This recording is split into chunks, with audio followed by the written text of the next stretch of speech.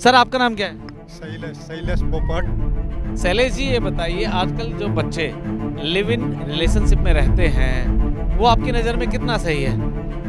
Live in relationship में रहना वो कोई ज़्यादा अभी हमारे टाइम में तो ये कुछ होता ही नहीं है, तो बिल्कुल नया कंसेप्ट है। और लुकिंग टू फॉरवर्ड मॉडर्न वातावरण एटमॉस्फियर, तो अभी ये कोई ज़्यादा आपत्तिजनक नहीं है।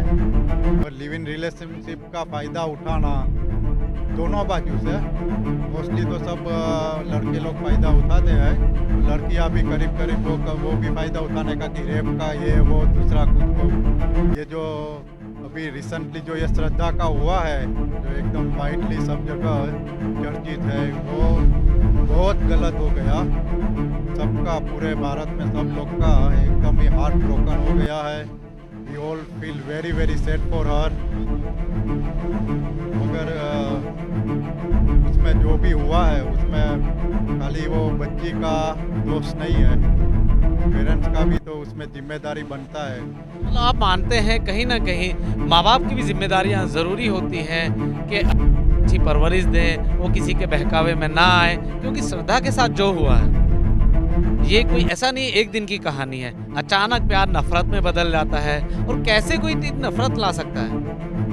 वो पहले से ही मुझे तो लगता है, माने जो जिस तरह से ये पढ़ते हैं हम, ये न्यूज़पेपर में चैनल में देखते हैं, ये पहले से ही लव जिहाद का ही एंगल होगा। वो जो लड़के ने जो किया है पहले से उसका प्लानिंग होगा मर्डर का, इसीलिए वो लोग मुंबई से दिल्ली चले गए। दिल्ली में पहले तो वो पहाड़गंज होटल में 2-3 जगह घूमते रहे, होटल में ठहरे। बाद में उसने जंगल के पास भी वो घर ढूंढा, फ्लैट ढूंढा कि जहाँ उसका आसानी से मर्डर कर सके और उसके पीसेस काट काट के जंगल में फेंक दे। तो ये सब उसका पहले से प्लानिंग था। मगर मेरा ये कहना है कि पेरेंट्स को, मानी उसके फादर को, खास तो ये लड़की के फादर को, श्रद्धा के फादर को, उसको ऐसे छोड़ देना नहीं चाहिए था। लड़की तो उसकी जो जवानी है, उसका कुछ भी माने आवेश में उसने डिसीजन ले लिया कि मैं आपके लिए मर गई, अभी मैं चली जाती हूँ अब उसके साथ। तो फादर को उसके टच में रहना चाहिए था, एकदम छोड़ दिया, फ़ोन पे टच में रहना चाहिए था।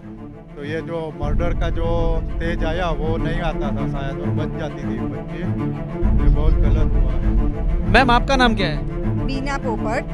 बीना जी, ये बताइए जो अभी जो मामला हुआ है श्रद्धा के साथ में, जो उसका प्रेमी था आफ्ताब, उसने उसका कत्ल कर दिया है, उसकी बॉडी को करीब करीब 35 टुकड़ों में बांट दिया।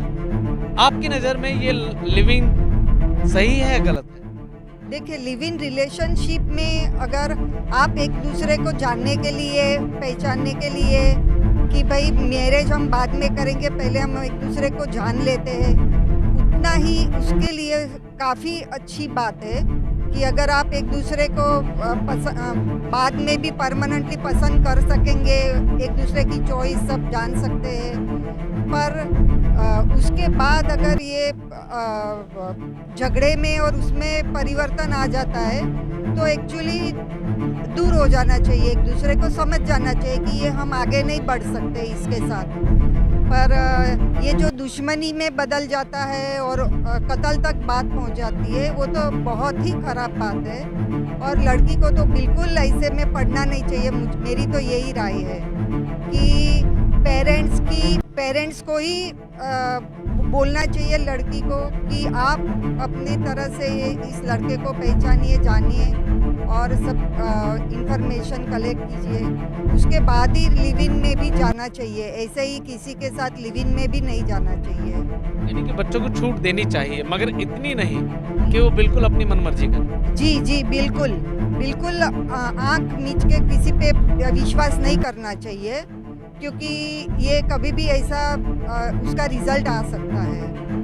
और बच्चों को ये पेरेंट्स की बात माननी चाहिए। अगर बच्चों को वो एज में है कि जब उनको पता नहीं चलता है, प्यार में अंधे हो जाते हैं, पर उसका रिजल्ट ऐसा आ सकता है, तो सबको केयरफुल और अलर्ट रहना चाहिए। अभी तो लिव इन में जाने से पहले भी अवॉइड करना चाहिए, जब तक आप पूरी इन्फॉर्मेशन नहीं ले लो उसकी।